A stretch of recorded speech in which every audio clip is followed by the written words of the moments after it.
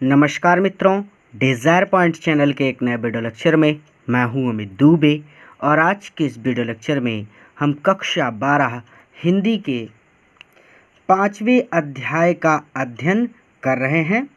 और इस video lecture में हम जयशंकर प्रसाद की रचना गीत का अध्ययन करेंगे।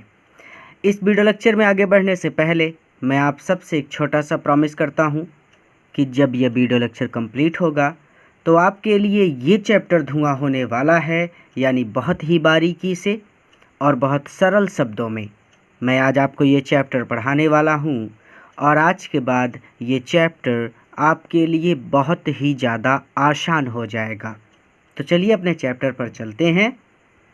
आपकी पूरी बुक का ये सबसे सरल अध्याय है, क्योंकि इस चैप्टर में जो वर्ड दिए हैं उन्हीं वर्ड्स का प्रयोग करके आप इस चैप्टर का हिंदी अर्थ बहुत आसानी से निकाल सकते हैं। चलिए मैं आपको सिखाता हूँ कि कैसे।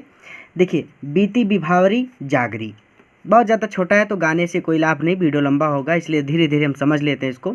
देखिए, इस पद्यांश में एक सखी दूसरी सखी से कहती है कि हे सखी बीती विभावरी, विभावरी मतलब रात, रात बीती, रात बीत गई है, जागरी अब तुम जाग जाओ।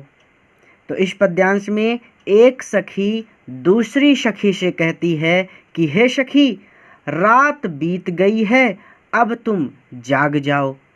पहली लाइन क्लियर हो गई। दूसरी लाइन, अंबर पनघट, अंबर का मतलब आकाश, पनघट का मतलब कुआं भी होता है और पनघट भी होता है। जहाँ पर गोपियाँ पानी वानी भरने जाती थी वो पनघट था, ठीक है। तो अंबर पनघट में डुबो रही, डुबो रही मतलब डुबोना। तारा घट, तारा मतलब तारे, घट, घट का मतलब यहाँ पर है घड़े से, ठीक है। उषा नागरी, उषा का मतलब सवेरा, नागरी का मतलब होता है नायिका। तो ये हो जाएगा अंबर पनघट। अंबर का मतलब आकाश या फिर गगन। तो गगन रूपी पनघट, गगन रूपी पनघट में उषा रूपी नागरी, उषा रूपी नायिका, तारा घट, तारा रूपी घट को, तारा रूपी घड़े को डुबो रही, डुबो रही है। एकदम आसान है कि अंबर पनघट, गगन रूपी पनघट में उषा रूपी नायिका, उषा का मतलब सवेरा, ठीक है, उषा का मतलब सवेरा होता है। तो उषा रूपी नायिका तारा रूपी घड़े को डुबो रही है, अर्थात सभी तारे सुबह होने की वजह से आकाश में लीन हो गए हैं। जब सुबह हो जाती है तो तारे आकाश में दिखाई नहीं देते, वही चीज़ यहाँ पर वो कह रही हैं। तो पहली लाइन क्लियर हो गई, इसीलिए एक एक वर्ड बताया। अंबर का मतलब आकाश, पनघट का मतलब सीधा सीधा पनघट कह सकते हैं या फिर कुआं कह सकते हैं। डुबो रही यानी डुबा रही है। तारा मतलब तारे, जो आसमान में तारे होते हैं, और घट मतलब घड़ा, तो तारा रूपी घड़ा, ठीक है। तारों की तुलना घड़े से कर ली गई। अंबर पनघट, आकाश की तुलना पनघट से कर ली गई। उषा नागरी और सुबह की तुलना नायिका से कर ली गई, ठीक है। तो अंबर पनघट में डुबो रही तारा घट उषा नागरी, गगन रूपी पनघट में उषा रूपी नायिका तारा रूपी घड़े को डुबो रही है, अर्थात सभी तारे सुबह के होने की वजह से या फिर सुबह होने की वजह से आकाश में लीन हो गए हैं। या फिर ऐसे भी पढ़ सकते हैं कि सभी तारे प्रभात के आगमन के कारण आकाश में लीन हो गए हैं। अब दोबारा रिवीजन कर लेते हैं ताकि हमारे डाउट्स क्लियर हो जाएं। तो बीती बिभावरी जागरी, एक सखी दूसरी सखी से कहती है कि हे सखी रात बीत गई है, अब तुम जाग जाओ। अंबर पनघट, गगन रूपी पनघट में उषा रूपी नायिका तारा रूपी घड़े को डुबो रही है, अर्थात समस्त तारे प्रभात के आगमन के कारण आकाश में लीन हो गए हैं या फिर आकाश में गायब हो गए हैं। अब आगे चलें।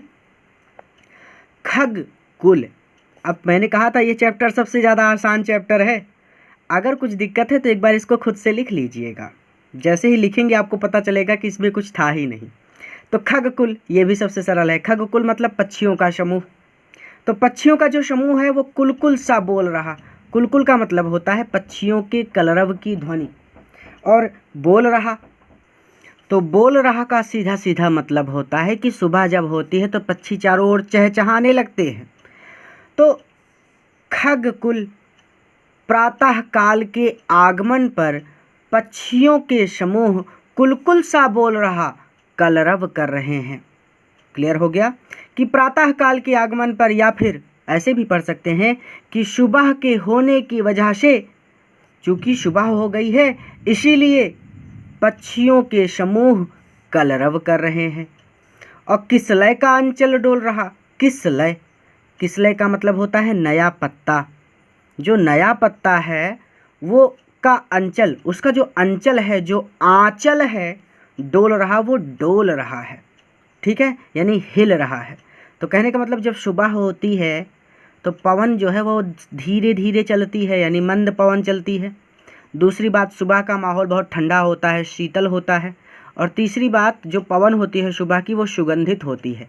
कहते हैं सुबह टहलना चाहिए ताकि जो हवा है वो स्वच्छ होती है, तो उससे हमारे फेफड़ों में साफ हवा जाती है, तो हमारा थोड़ा सा स्वास्थ्य अच्छा रहता है ना। तो वही चीज़ वो कह रहे हैं कि शीतल, मंद, सुगंधित, तीन चीज़ें हैं, शीतल, मंद, सुगंधित। या फिर सीधे सीधे ऐसे पढ़ सकते हैं कि शीतल, सीधा सीधा, क्योंकि सुबह की हवा शीतल होती है।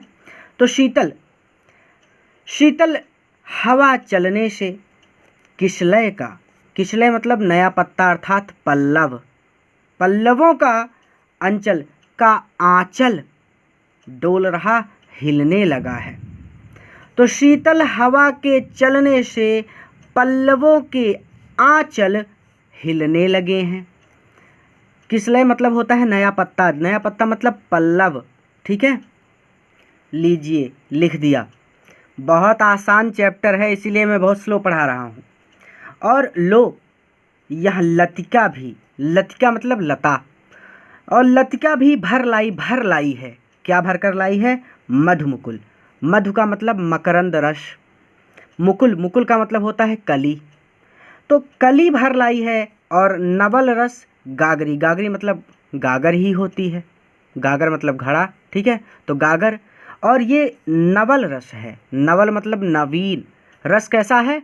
पराग रूपी रस। जो फूल होते हैं उनमें पराग होता है। कहने का मतलब पराग क्या है? वो पराग जो फूलों में बनता है। देखिए ये बायोलॉजी का वर्ड है पराग। तो पराग से क्या तात्पर्य है ये आप गूगल पर सर्च कर लीजिएगा।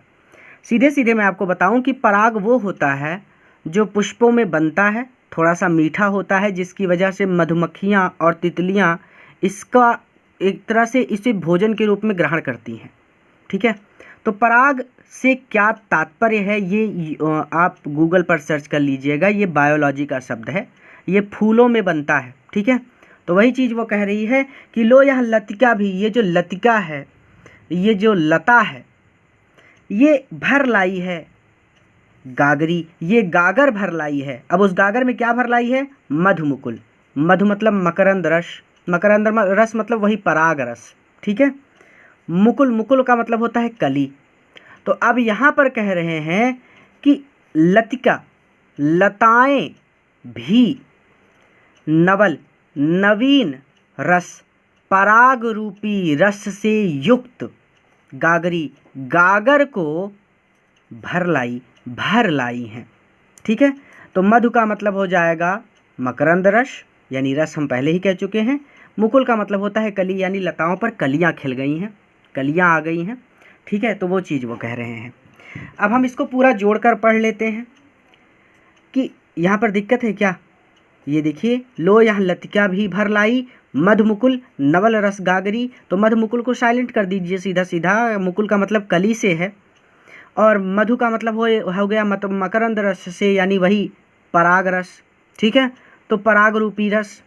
तो नवल रस 2 बार है, मधु रस, इसलिए मैंने एक ही बार पढ़ा दिया कि पराग रूपी रस। ठीक है, तो यह लतिका भी और लताएं भी नवल, नवीन रस, पराग रूपी रस से युक्त गागरी गागर को भर लाई है।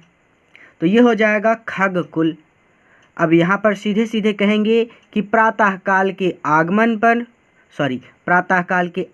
पर पक्षियों के समूह कुल कुल सा बोल रहा कलरव कर रहे हैं और किसलय का अंचल डोल रहा, शीतल सुगंधित हवा के चलने से पल्लवों के आंचल हिलने लगे हैं और लताएं भी नवीन रस, ऐसे पढ़ लीजिए कि लताएं भी नवीन पराग रूपी रस से युक्त गागर को भर लाई हैं, अर्थात समस्त कलियां पुष्पों में परिवर्तित होकर पराग से युक्त हो गई हैं या फिर पराग से भर गई हैं। पराग फूलों में पाया जाता है और उसी पराग का सेवन करते हैं तितलियां और मधुमक्खियां।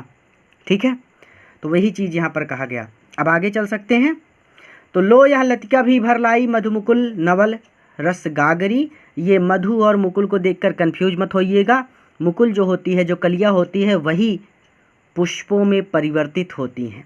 ठीक है, तो सभी कलियाँ पुष्पों में परिवर्तित हो गई हैं, ये कहा जा रहा है।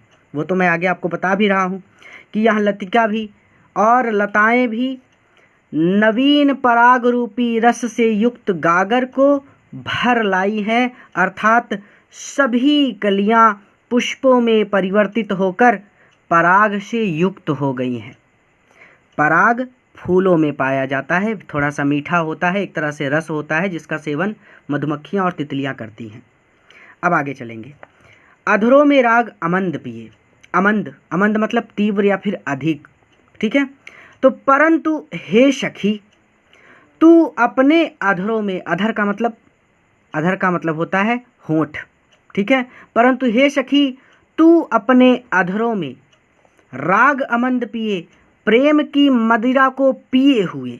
राग अमंद, अमंद का मतलब होता है तीव्र या फिर अधिक। ठीक है, राग पिए यानी प्रेम की मदिरा को पिए हुए। परंतु हे सखी तू अपने अधरों में प्रेम की मदिरा को पिए हुए अलकों में और अपने अलकों में, अलक, अलक का मतलब होता है बाल, और अपने अलकों में मलयज, मलयज का मतलब होता है मलय पर्वत से आने वाली सुगंधित पवन। ठीक है, तो मलय सिर्फ या मलय पर्वत से आने वाली सुगंधित पवन, और अलकों में और अपने बालों में मलयज बंद किए। मलयज मतलब सुगंध को बंद किए हुए है, अर्थात सुगंध को समाये हुए है। तू अब तक सोई है, तू अभी तक सोई है। आली, आली का मतलब होता है सखी। हे सखी तू अब तक सोई है। आँखों में भरे बिहागरी, अपनी आँखों में भरकर, अपनी आँखों में क्या भरा है, भरे हुए बिहागरी, आलस्य भरे हुए। अपनी आँखों में आलस्य भरे हुए तू सोई है। आली, हे सखी तू अब तक सोई है। विहाग का मतलब होता है रात्रि के अंतिम प्रहर में गाया जाने वाला एक राग।